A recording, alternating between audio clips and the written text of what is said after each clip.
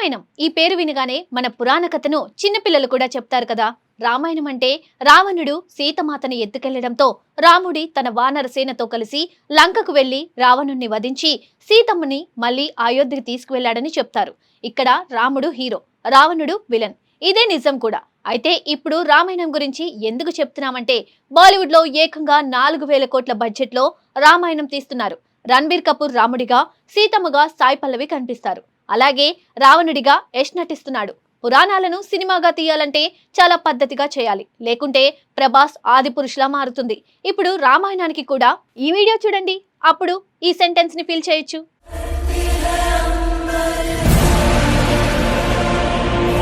భారతీయ సినీ పరిశ్రమలో ఇప్పటి వరకు వినిపించిన స్థాయిలో భారీ బడ్జెట్తో రూపొందుతున్న చిత్రాల్లో ఒకటి రామాయణ.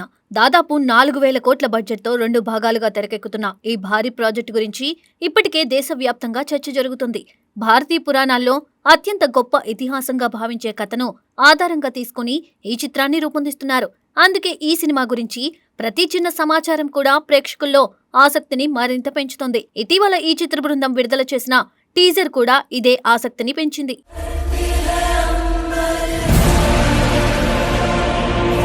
హనుమాన్ జయంతి సందర్భంగా విడుదల చేసిన ఈ వీడియోలో ముఖ్యంగా రాముడి పాత్రను పరిచయం చేశారు.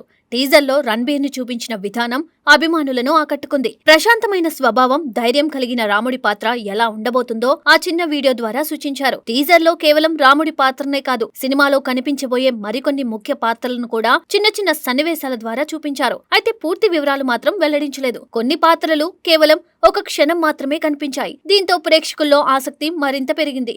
ముఖ్యంగా టీజర్ మధ్యలో కనిపించిన 2 విచిత్రమైన పాత్రలు ప్రేక్షకులను ఆశ్చర్యానికి గురిచేశాయి. అవి ఎవరి పాత్రలు అనే విషయం ఇంకా స్పష్టంగా తెలియలేదు.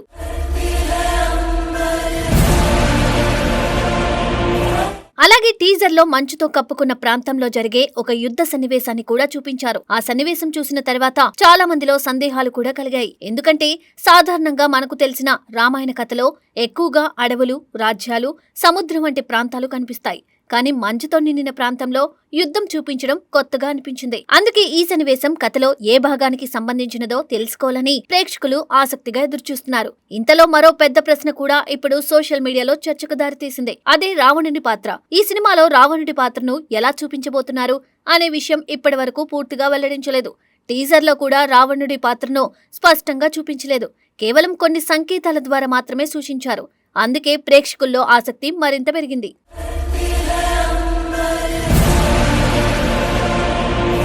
మనకు తెలిసినంత వరకు రామాయణం కథలో రావణుడు ప్రధాన ప్రతినాయకుడు. సీతను అపహరించి రాముడితో యుద్ధం చేసే వ్యక్తిగా మనం ఎప్పటి నుండో చూస్తూ వచ్చాం. ఎన్నో సినిమాల్లో, టెలివిజన్ సీరియల్స్ లో కూడా రావణుడిని విలన్ గా చూపించారు. అతని అహంకారం, అధికార దాహం వల్లే చివరకు అతని రాజ్యం నాశనమవుతుందని కథలో చెప్పబడుతుంది. అయితే కొన్ని సినిమాల్లో మాత్రం రావణుడి వ్యక్తిత్వంలో ఉన్న ఇతర కోణాలను కూడా చూపించారు. అతను కేవలం ఒక విలన్ మాత్రమే కాదు, గొప్ప జ్ఞానం కలిగిన వ్యక్తి కూడా అని కొందరు దర్శకులు చూపించే ప్రయత్నం చేశారు. ఇప్పుడు అదే దిశలో ఈ కొత్త రామాయణ సినిమాలో కూడా ప్రయత్నం జరుగుతుందని తెలుస్తోంది.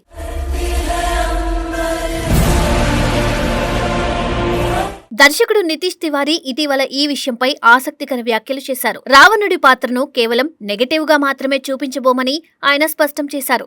రావణుడి జీవితంలో ఎన్నో కోణాలు ఉన్నాయని, వాటిని కూడా సినిమాలో చూపించాలని నిర్ణయించామని తెలిపారు. నితీష్ తివారీ చెప్పిన ప్రకారం రావణుడు కేవలం ఒక దుష్టరాజు మాత్రమే కాదు, అతను ఒక గొప్ప యోధుడు కూడా.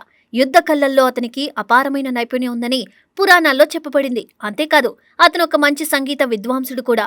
వాద్య సంగీతంలో అతనికి ప్రత్యేకమైన పరిజ్ఞానం ఉందని చెబుతారు. ఇంకా ముఖ్యంగా చెప్పాలంటే రావణుడు పరమశివుడికి గొప్ప భక్తుడని కూడా పురాణాలు చెబుతాయి. శివుడిపై అతనికి అపారమైన భక్తి ఉందని కథల్లో చెప్పబడింది.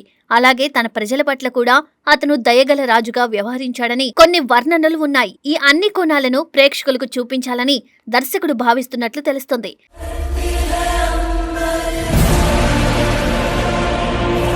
అయితే ఈ వ్యాఖ్యలే ఇప్పుడు పెద్ద చర్చకు దారితీశాయి. ఎందుకంటే రావణుడి పాత్రను పాజిటివ్ కోణంలో చూపిస్తే ప్రేక్షకులు ఎలా స్వీకరిస్తారో అన్న సందేహం ఉంది. ముఖ్యంగా సోషల్ మీడియాలో ఇప్పుడు ప్రతి అంశం భావోద్వేగాలతోనే చర్చకు వస్తుంది. చిన్న విషయానికే పెద్ద వివాదాలు సృష్టించే పరిస్థితి కనిపిస్తుంది. ఇలాంటి పరిస్థితుల్లో రావణుడి పాత్రను కొత్తగా చూపించడం కొంతమందికి నచ్చకపోవచ్చని కూడా కొందరు భావిస్తున్నారు. మరోవైపు కొందరు మాత్రం ఈ ప్రయత్నాన్ని ఆసక్తికరంగా చూస్తున్నారు. ఒక పాత్రలో ఉన్న అన్ని కోణాలను చూపించడం మంచిదే అని వారు అంటున్నారు.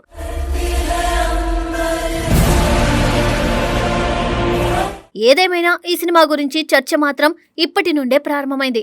భారీ బడ్జెట్, పెద్ద తారాగణం, గొప్ప కథ ఇవన్నీ కలిసి ఈ సినిమాను ఎంతో ప్రత్యేకంగా నిలబెట్టే అవకాశం ఉంది. ముఖ్యంగా 2 భాగాలుగా తెరకెక్కుతున్న ఈ చిత్రం భారతీయ సినిమాల్లో కొత్త చరిత్ర సృష్టించే అవకాశం ఉందని సినీ విశ్లేషకులు భావిస్తున్నారు. ప్రస్తుతం ప్రేక్షకులు మాత్రం ఒక విషయాన్ని ఆసక్తిగా ఎదురుచూస్తున్నారు. టీజర్లో కనిపించిన ఆ సందేహాలన్నిటికీ సమాధానం సినిమా విడుదలైన తర్వాతే తెలుస్తుంది. ముఖ్యంగా రావణుడి పాత్రను ఎలా చూపిస్తారు అన్నది చూడాలని చాలా మంది ఎదురుచూస్తున్నారు.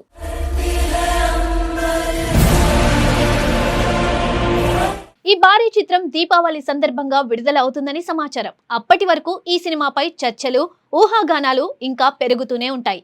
సినిమా విడుదలైన తర్వాతే దర్శకుడు చెప్పిన ఆ కొత్త కోణాలు ప్రేక్షకులకు ఎలా నచ్చుతాయో తెలుస్తుంది.